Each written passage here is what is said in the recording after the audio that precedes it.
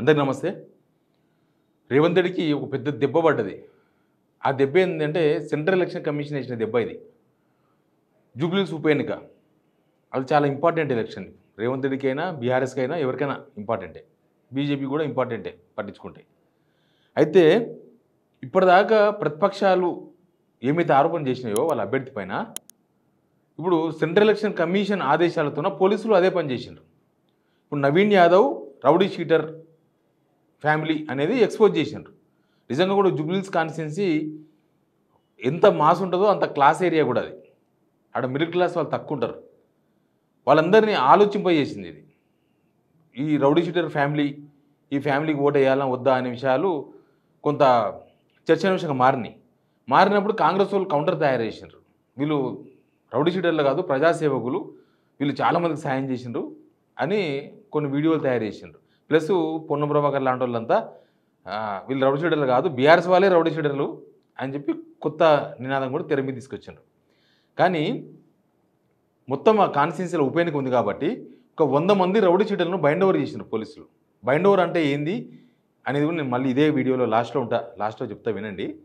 Bind over చేసిండ్రు 100 మందిని. ఆ 100 మందిలో ఈయన చిన్న శ్రీశైలం యాదవ్, నవీన్ యాదవ్ వాళ్ళ తండ్రి, ప్లస్ రమేష్ యాదవ్, ఈ నవీన్ యాదవ్ వాళ్ళ చిచ్చా అంటే చిన్న శ్రీశైలం యాదవ్ వాళ్ళ తమ్ముడు, వీళ్ళ ఇంట్లోనే ఇద్దరిని బైండ్ ఓవర్ చేసిండ్రు. మొత్తం 100 మందిలో ఇద్దరు వీళ్ళే బైండ్ ఓవర్ అయిన వాళ్ళు, పోలీస్ బైండ్ ఓవర్ అయిన వాళ్ళు. ఇక ఇప్పుడు పోలీసులే నిర్ధారించిండ్రు ఇది రౌడీ షీటర్ల ఫ్యామిలీ అని. దీని తర్వాత పోలీసు నిజంగా కూడా కాంగ్రెస్కు ఇది ఒక పెద్ద సంకట సిచ్యువేషన్. కాంగ్రెస్ అభ్యర్థి విషయంలో వాళ్ళు లోకలన్నీ ఇచ్చిండ్రు, కానీ ఇక్కడ చూస్తే సిచ్యువేషన్ వేరేలాగా కనిపిస్తుంది. ఒక రౌడీ షీటర్ ఫ్యామిలీకి కాంగ్రెస్ టికెట్ ఇచ్చింది. ఒకప్పుడు అసలు ఇట్లా రౌడీ షీటర్లను పార్టీలో చేర్చుకోనికనే భయపడేది.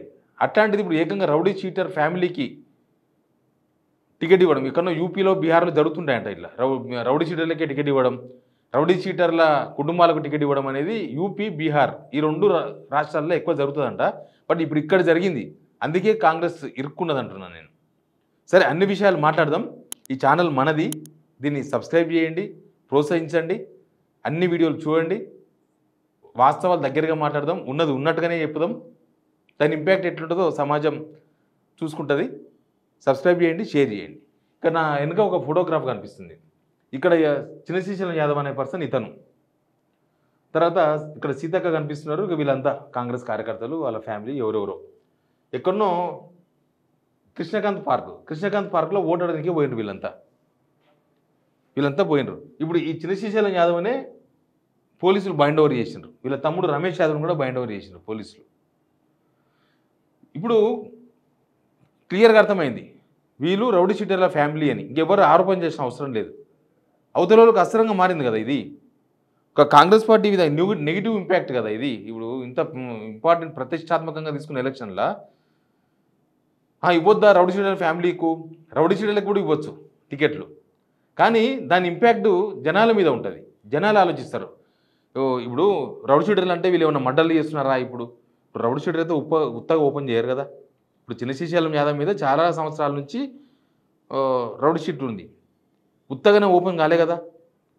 రౌడీ షీటు ఉంది, మాకేం ప్రాబ్లం ఉందని, అంటే జనాలకి ఏం ప్రాబ్లం ఉందని కొంతమంది అడగొచ్చు. ఈ రౌడీ షీటర్లు ఎవరైనా సరే, ఎక్కడున్నా సరే, రాష్ట్రంలో, దేశంలో, ఎక్కడున్నా వాళ్ళు ప్రతి ఫ్యామిలీని గెలకరు. వాళ్ళ దందా సెటిల్మెంట్ దందా ఉంటుంది. వాళ్ళ దగ్గరకు వచ్చిన వాళ్ళ దగ్గర నుంచి వాళ్ళు సెటిల్మెంట్ చేస్తారు, డబ్బులు తీసుకొని సెటిల్మెంట్ చేస్తారు, అవతలను బెదిరిస్తారు, కొడతారు, ఏమైనా చేస్తారు. రౌడీ షీటర్లు అంటే అదే, రౌడీ షీటర్లు చేసే పని అదే. ఇక వాళ్ళు ఎక్కడో దగ్గర ఆ పని చేస్తూనే ఉంటారు. ఏనో దగ్గర అవకాశం వచ్చిన దగ్గర బెదిరించి కలెక్షన్లు చేయడము, బెదిరించి కొట్టడము, సెటిల్మెంట్ చేసుకోవడము వాళ్ళ వృత్తి. ఇంకంతకు మించే ఉంటుంది. రౌడీ షీటర్లు చేసే పని ఆల్మోస్ట్ 99.9% రౌడీ షీటర్లు ఇదే పని చేస్తారు ఎక్కడ ఉన్నా. ఇప్పుడు వీళ్ళ ఫ్యామిలీ ఏం చేస్తుంది? మళ్ళీ వీళ్ళని బెదిరించిండ్రా, వాళ్ళని అపార్ట్మెంట్లో పోయి అడుగుదామంటే అందరిని బెదిరిస్తారా? వీళ్ళ దగ్గరికి ఏ కేసు అయితే వస్తుందో వాళ్ళని బెదిరిస్తారు. వీళ్ళకి ఎవరితో ఇంత పని పడుతుందో వాళ్ళని బెదిరిస్తారు. వీళ్ళకి ఎగనెస్ట్ ఎవరైతే ఉంటారో వాళ్ళని బెదిరిస్తారు. వీళ్ళకి డబ్బులు ఎవరైతే ఇయ్యారో వాళ్ళని బెదిరిస్తారు. వీళ్ళకి చికెన్ ఎవరైతే పంపరో వాళ్ళని బెదిరిస్తారు. మటన్ ఎవరైతే పంపరో వాళ్ళని బెదిరిస్తారు ఫ్రీగా. ఎవరో బిల్డర్ ఇల్లు కట్టాలంటే వీళ్ళని చూసుకోకపోతే వాళ్ళని బెదిరిస్తారు. రేపు అవసరం వచ్చినప్పుడు మీ ఇంటికి కూడా వస్తారు. ఇట్లా ఉంటుంది రౌడీ షీటర్ల వ్యవహారం. మనకు తెలియంది అది, మనం చూసేదే కదా. ఇప్పుడు ఆ రౌడీ షీటర్ అనేది అనేది పోలీసులు నిర్ధారించారు. వీళ్ళు రౌడీ షీటర్ ఫ్యామిలీ కాదు అని కాంగ్రెస్ చెప్పే ప్రయత్నం చేస్తుంటే సెంట్రల్ ఎలక్షన్ కమిషన్ ఆదేశాలతోన లోకల్ పోలీసులు వాళ్ళని బైండ్ ఓవర్ చేసి ఒక రౌడీ షీటర్ల ఫ్యామిలీ అని ఎక్స్పోజ్ అయింది. ఇప్పుడు యూత్ బాగా ఆలోచిస్తుంది ఇట్లాంటి విషయాలలో, రౌడీ షీటర్ అనే విషయంలో. ఎందుకంటే మనకు తెలుసు కదా, మనం రోడ్డు మీద పోతుంటే ఒక ఆయన జుంపాలైనా కనిపిస్తేనే ఆయన ఒకవేళ మన బండి గుద్దినా కూడా మనం ఏమనం, ఆయనతో మనకెందుకు లే ఫోన్ పా అని ఓ మాట అన్న కూడా ఏమనం. జనం అంతే కదా చేసేది. అవతలను చూస్తే భయపడతారు. 4 రౌండ్లు ఎక్కువ ఈ థ్రెడ్ కడితేనే భయపడతారు జనం. 4 దండలు వేసుకుంటేనే ఎక్కడో ఇదంతా రౌడీ కథ అని వదిలేస్తాం. ఇప్పుడు ఆడపిల్లల తల్లిదండ్రులు, లేకపోతే కాలేజీ చదివే మగపిల్లల తల్లిదండ్రులు అరే రౌడీలు ఏమో తిరగకరా అని చెప్తారు. అంత ఇంపాక్ట్ ఉంటుంది ఫ్యామిలీస్ మీద. రౌడీ షీటర్ అనేది అంత ఇంపాక్ట్ ఉంటుంది. ఇప్పుడు రౌడీ షీటర్ ఇంపాక్ట్ ఎట్లుంటుందంటే, అభ్యర్థి రౌడీ షీటర్ కాకపోయినా అభ్యర్థి వాళ్ళ ఫ్యామిలీ రౌడీ షీటర్, వాళ్ళ నాన్న వాళ్ళ కాక ఇద్దరు రౌడీ షీటర్లు అనేది ఇప్పుడు ఈ విషయంతో ఎస్టాబ్లిష్ అయింది. ఎస్టాబ్లిష్ అయిన తర్వాత ఇది ఎక్కడెక్కడ ఇంపాక్ట్ ఉంటుంది, ముఖ్యంగా వీళ్ళు ఎందుకు బైండ్ ఓవర్ చేస్తారంటే, ముందు ల్యాండ్ ఆర్డర్ శాంతి భద్రతలు దెబ్బతింటాయి అనే ఒక కారణంతో పోలీసులు బైండ్ ఓవర్ చేస్తారు. తర్వాత వాళ్ళ దగ్గర ఉన్న ఆయుధాలు ఉంటే ఆయుధాలు కూడా వాళ్ళకు హ్యాండ్ ఓవర్ చేయాలి. రౌడీ షీటర్లకు అసలు ఆయుధాలు ఉండవు నాకు తెలిసి. ఎవరైనా పొలిటికల్ మేనేజ్మెంట్ చేసి తెచ్చుకుంటే అవి కూడా హ్యాండ్ ఓవర్ చేయాల్సి ఉంటుంది. ఇది చూసింది కదా. నెక్స్ట్ ఇంకా చూడండి. పూర్తిగా కరడుగట్టిన రౌడీలను వారు పార్టీలోకి తీసుకున్న ఘన కీర్తి ఈ రాష్ట్ర ముఖ్యమంత్రి కాదా అని అడుగుతున్నా. చంద్రబాబు నాయుడు ముఖ్యమంత్రి ఉన్నప్పుడు, వైఎస్ ప్రతిపక్ష నేతగా ఉన్నప్పుడు శ్రీశైలం యాదవ్ను టీడీపీలో జాయిన్ చేసుకున్నారు. అసలు వీళ్ళు కాంగ్రెస్కి వచ్చిందే రేవంత్ రెడ్డితోన. ఈ శ్రీశైలం యాదవ్ ఫ్యామిలీ టీడీపీ నుంచి కాంగ్రెస్కి వచ్చింది రేవంత్ రెడ్డే. ఇప్పుడు మిగతా మినిస్టర్స్ కూడా మళ్ళీ ఆయన తెచ్చుకున్నాడు, ఆయన్ని టికెట్ ఇప్పించుకున్నాడు. ఇదంతా ఆయన్ని. ఇప్పుడు ఎవరన్నా రెస్పాండ్ అయినరా? ఇప్పుడు నిన్న బైండ్ ఓవర్ చేసిన పోలీసులు కనీసం ఒక్కరైనా మాట్లాడుతున్నారా? కాంగ్రెస్ మినిస్టర్స్ ఆయన క్యాండిడేట్లు ఆయనే చూసుకుంటారు, మాకెందుకని మాట్లాడతలేరు. ఇంకొకటి హైదరాబాద్ బంజారాహిల్స్ పోలీస్ స్టేషన్ వద్ద హిజ్రాలు ఆందోళన చేశారు. రౌడీ షీటర్ వెంకట్ తమను కొట్టి నగదు వసూలు చేస్తున్నాడని ఫిర్యాదు చేశారు. నెలకు 50,000 ఇవ్వాలని రౌడీ షీటర్ వేధిస్తున్నాడని ఆరోపించారు.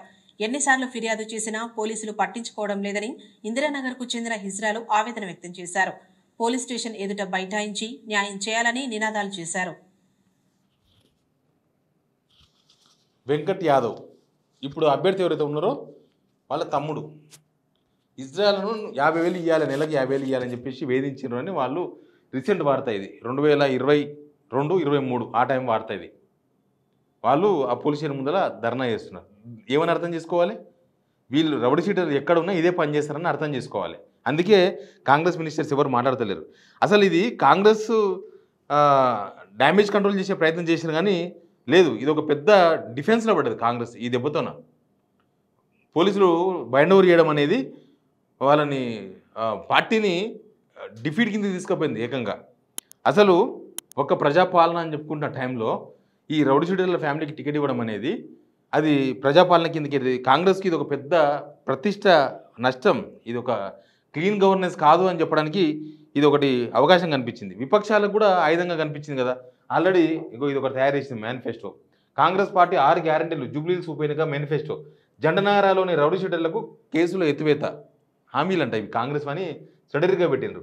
తర్వాత హఫ్తా వసూళ్లకు రౌడీ షీటర్లకు ప్రత్యేక లైసెన్సులు జారీ, బెదిరింపులు దౌర్జన్యాలపై కేసు నమోదు లేదు, వయసు పైబడిన రౌడీ షీటర్లకు నెలకు 50,000 పింఛన్, రౌడీ షీటర్లకు ప్రత్యేక కార్పొరేషన్ ఏర్పాటు, భూ కబ్జాలు సెటిల్మెంట్లకు ప్రత్యేక లైసెన్సులు జారీ. అది సెటరిక్ హామీలు. కాంగ్రెస్ హామీ ఇస్తే ఇట్లా ఉంటుంది, టికెట్ వాళ్ళకి ఇచ్చారు రౌడీ షీటర్ ఫ్యామిలీకి అని వాళ్ళు ఆ విధంగా తయారు చేసి తిప్పుతున్నారు. ముఖ్యంగా మద్దతు జనం, తర్వాత మహిళా ఓటర్లు, యువత మీద ఇది బాగా నెగిటివ్ ఇంపాక్ట్ ఉంటుంది. రౌడీ షీటర్లను ఎంకరేజ్ చేయాలన్నా వద్దా అనే విషయం మీద ఇప్పటికే డిసైడ్ కాకపోవచ్చు, ఇంకా ఎలక్షన్ టైం ఉంది, అప్పటికి డిసైడ్ అవుతారు. కానీ కాంగ్రెస్ ఏం చెప్పుకుంటుంది? కాంగ్రెస్ చెప్పుకోవడానికి కూడా అవకాశం లేదు. ఇంకా మళ్ళీ ఇప్పుడు నామినేషన్ కూడా వేసేది లేదు కదా. అంటే టికెట్ ఇచ్చేటప్పుడే వీళ్ళు ఒకవేళ బీఆర్ఎస్ఓ బీజేపీయో ఇదే నవీన్ యాదవ్ టికెట్ ఇచ్చింటే ఇదే కాంగ్రెస్ వాళ్ళ రౌడీలకి ఇచ్చిన అనకపోయేదా? అంటే మరి మీ పార్టీలో ఉంటే రౌడీలు కాదా? వాళ్ళ పార్టీలో ఇస్తే రౌడీలకి ఇచ్చినట్ట? రౌడీ షీట్ ఉన్న వ్యక్తి ఇప్పుడు ఇక్కడ ఇజ్రాయల్ దగ్గర వేధించిన ఆయన వీళ్ళ తమ్ముడే, అభ్యర్థి వాళ్ళ తమ్ముడు. అసలు అభ్యర్థి దగ్గర కూడా చాలామంది రౌడీలు ఉంటారు. ఈ మధ్య కనిపించకుండా దాచిపెట్టిర్రు. ఎలక్షన్స్ ఉన్నాయి కదా, ఎలక్షన్స్ అయిపోయినాక వస్తారంటున్నారు. వీళ్ళు ఇప్పుడే ఏం అధికారం లేకుండా ఇట్లా ఉంటే అధికారం వచ్చాక ఎట్లా ఉంటుంది అనేది ఆలోచన చేయరా జనం?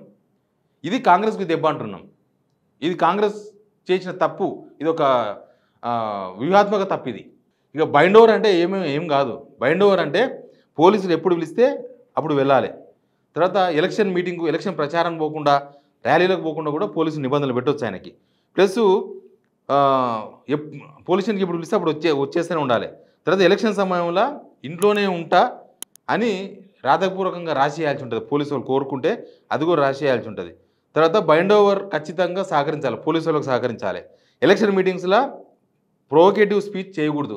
ఎక్కడ గొడవల్లో తల దూర్చొద్దు, ఎక్కడ గొడవలు క్రియేట్ చేసే ప్రయత్నం చేయొద్దు. తర్వాత ఒకవేళ పోలీసులు పిలిస్తే పోకపోతే నాన్-అవైలబుల్ వారెంట్ కూడా వాళ్ళ మీద ఇష్యూ చేయొచ్చు. తర్వాత రాజకీయంగా ఈ గుండాగిరిని వాడొద్దు. ఇక ఆయన ప్రచారం చేస్తాడా చెయ్యడా ఏమైతే తెలియదు, కానీ ఇంత ఇంపాక్ట్ పడ్డది కాంగ్రెస్ గవర్నమెంట్ మీద.